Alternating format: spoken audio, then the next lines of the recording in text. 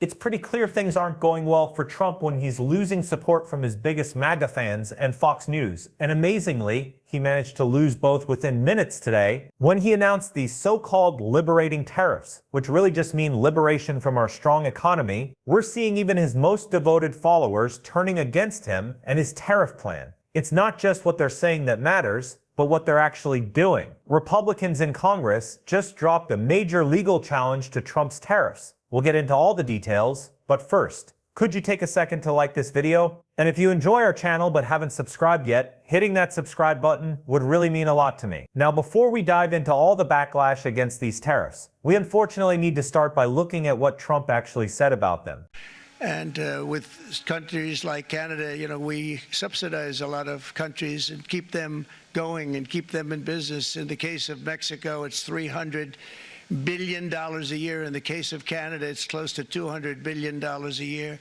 And I say, why are we doing this? Why are we doing this? I mean, at what point do we say, you got to work for yourselves and this is why we have the big deficits. This is why we have that amount of debt that's been placed on our heads over the last number of years. And Trump has never once during his entire political career actually explained any policy with real substance or thought. The way he talks about tariffs sounds like a kid who wasn't even taught what they are. More like someone who just loves saying the word. He's never been challenged to explain his position or give any actual reasoning behind it. He gets to pretend he's being tough, which is his favorite act since he's actually so insecure and weak. But now Trump is finally facing real pushback for this fake tough guy routine. Republicans in the Senate are responding, with Rand Paul really standing out from the crowd. Paul went on Fox with Senator Tim Kaine and completely tore apart Trump's tariff plan. I want to get into the major legal challenge that just dropped on Trump from Congress. But first, let's look at what these two senators had to say. We are opposed to the Canada tariffs for two reasons. One, we don't like tariffs, especially broad-based, generally applied tariffs. And two, we don't like government by executive emergency declaration. Trade is an Article I power for Congress. Congresses of both parties have delegated too much of this power over to a president. But when a president says Canada is in an emergency status and we need to impose a tax on the say-so of one person, we're using a little used Senate procedure to stand up and challenge the president's declaration and imposition of these taxes. Senator Paul, you hear the president saying it's not fair what countries are doing to us on a host of different products, and he does single out Canada of what they've been doing on different products, up to 100, 200% on some of them. What's the rationale for getting behind this? Well, one, we should not live under emergency rule. The Constitution said taxes are raised by Congress.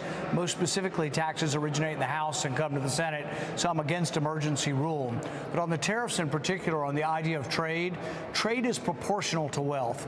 The last 70 years of international trade has been an exponential curve upwards, and the last 70 years of prosperity has been upwards also. We are richer because of trade with Canada, and so is Canada. Whenever you trade with somebody, when an individual buys somebody else's product, it's mutually beneficial or you wouldn't buy it. If the trade is voluntary, it's always beneficial. There is no Canada versus the U.S. The consumer wins when the price is the lowest price. Tariffs raise prices and they're a bad idea for the economy. This is breaking news. The Senate just passed a resolution to block Trump from putting tariffs on Canada, which is our biggest trading partner and closest ally. It's crazy how bad this relationship has gotten. Mark Carney even said Canada has basically moved on from the US, all because of Trump's ridiculous trade war, probably the dumbest economic decision any president has made in American history. Trump's got a few of those terrible decisions, but what really baffles me is how many people act like this is normal or part of some master plan. Remember the early Republican talking points? Oh, this is just 4D chess from Trump.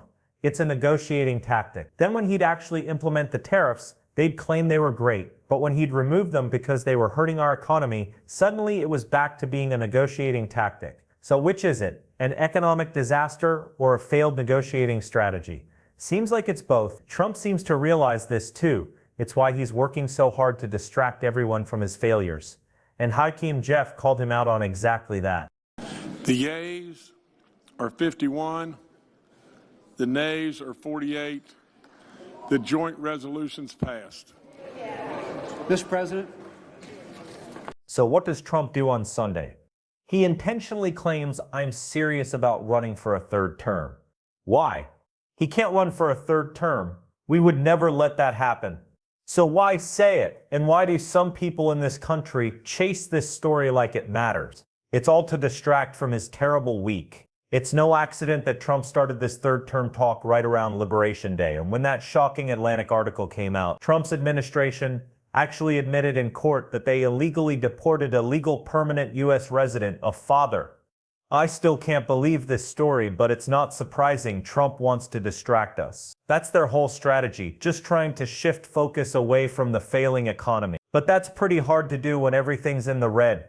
Grocery prices are up and gas is expensive too. The worst part about these tariffs is that even if Trump somehow comes to his senses, has that ever happened? Companies that raise their prices aren't going to lower them again. This is permanent inflation that Trump has created, and he won't be able to fix it no matter what. That's how massive this mistake is. Republicans are pushing back against Trump a little bit, while Democrats are doing it a lot more strongly. That's what we saw from Governor Josh Shapiro in this clip right here. Dismantling the Social Security Administration in real time, which is going to impact the ability of hardworking Americans to access their earned Social Security benefits. On Thursday, Donald Trump is forced to pull back the nomination of Elise Stefanik as UN ambassador when they were planning in the House her farewell party.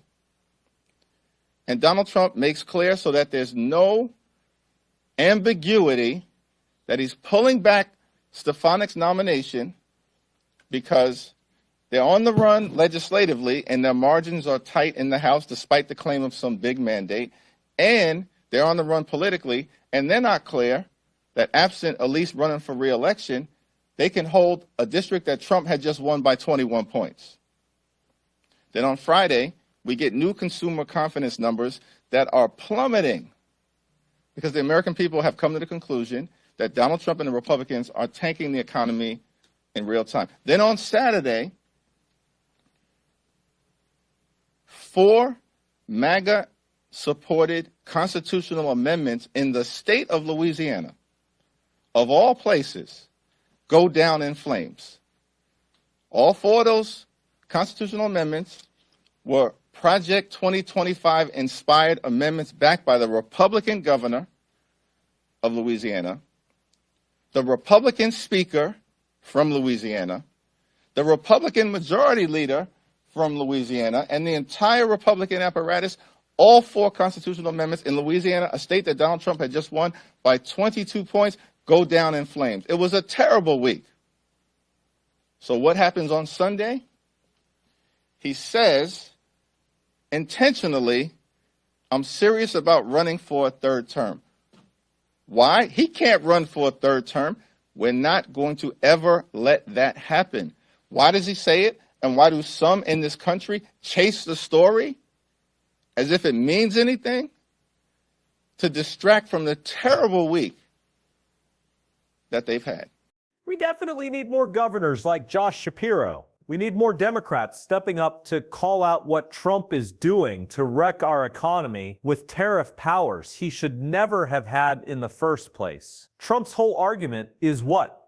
That he's at war with Canada. That fentanyl crossing the border makes this a national security concern. That there are gangs in Canada. I really don't think that's happening. What, is he talking about the Mounties now? Those are police officers. I know he's not the brightest, but come on. I'm glad Governor Shapiro is stepping up, calling out this plan, and talking about what he'll do to fight it. I've seen the devastating effect of trade deals that were bad for Pennsylvania, bad for America in the 90s and the early 2000s. But just by slapping across the board 20-25% tariffs as the president's doing in such a reckless way, that's not going to spur American manufacturing. I'll tell you what will spur American manufacturing.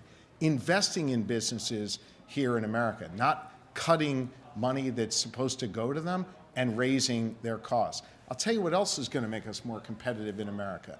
Investing in our schools and STEM education. I'll tell you what else is going to make us competitive in America.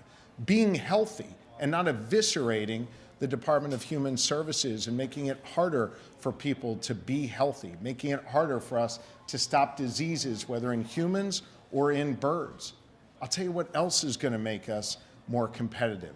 Investing today in our workforce so more people learn how to be welders and more people learn the skills that they need to do the jobs of today and tomorrow.